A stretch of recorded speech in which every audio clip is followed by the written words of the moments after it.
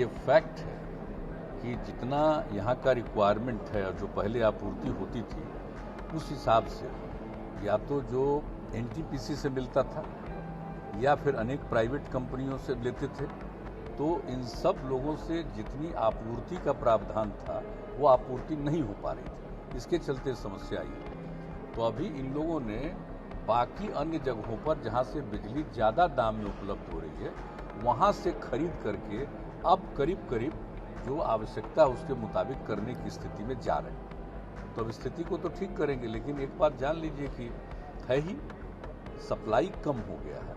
तो सप्लाई कम होने के कारण यानी वहाँ पर जो भी होगा उसका प्रोडक्शन कम होगा।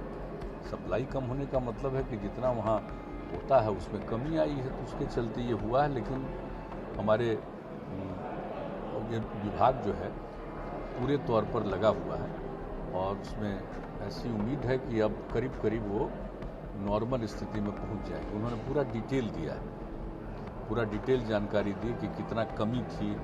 अब इसके बाद और जो अन्य जगहों से लिया है ज़्यादा दाम से खरीद रहे हैं, अब कितना करीब करीब 90 करोड़ का अब दिया है। देखें अभी जितना ले रहे हैं, हाँ अब 5 दिनों में विद्युत एक्सचेंज से लगभग 570 लाख यूनिट बिजली की खरीद की गई है, जिसकी कुल लागत लगभग 90 करोड़ रुपया है।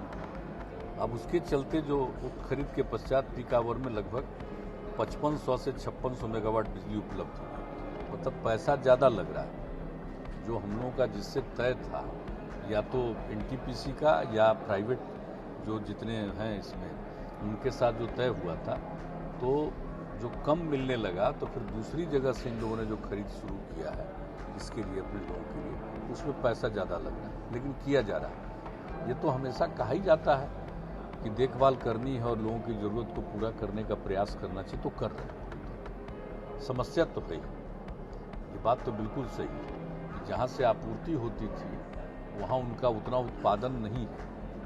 कोई कारण है जिसके चलते ये स्थिति है। तो कोई और ऐसी बात नहीं है कि कोई बिहार की स्थिति, ये सब जगह की स्थिति।